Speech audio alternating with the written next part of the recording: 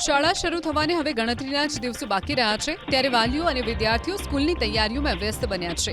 જો કે આ વર્ષે વાલીઓના ખિસ્સા પર મોટો બોજો પડવાનો છે કારણ કે કાચા માલ અને પેટ્રોલ ડીઝલના વધતા ભાવને લીધે શૈક્ષણિક સામગ્રી મોંઘી થઈ છે. ચાલુ શૈક્ષણિક સત્રમાં ગાઈડના ભાવમાં 20 થી 25%, રાજ્ય મંડળના પાઠ્યપુસ્તકમાં 10% અને એનસીઈઆરટીના પુસ્તકોમાં પણ 10% સુધીનો તોતિંગ વધારો ઝીંકાયો છે. એટલું જ નહીં, નોટબુકના ભાવ પણ 15 થી 20% વધી ગયા. મોંઘવારીના આ ડામથી બચવા માટે આ વર્ષે વાલીઓમાં જૂના પુસ્તકો આપીને નવા પુસ્તકો ખરીદવાનો અથવા એક્સચેન્જ કરવાનો નવો ટ્રેન્ડ અને ભારે ધસારો જોવા મળી રહ્યો છે. શું કરીએ હવે, બધી મોંઘવારી પ્રમાણે ચાલવું તો પડશે ને, છોકરાઓને ભણાવવા તો પડશે જ ને. ખાવામાં આપણે કંટ્રોલ કરી શકીશું પણ છોકરાઓને જે એજ્યુકેશન આપવું પડે એ તો આપવું જ પડશે. અમે જૂની પુસ્તકો આપીને નવી લઈ શકીશું અને કરીશું, છોકરાઓને ભણાવવાનો કોશિશ કરીએ.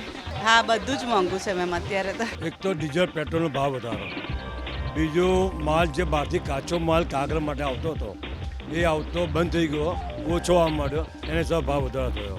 ગાઈડોમાં 20 થી 25%, એનસીઈઆરટી બુકમાં 10 થી 15%, ગવર્મેન્ટ બુક્સમાં 5%. એ તો ભાવ વધી ગયો.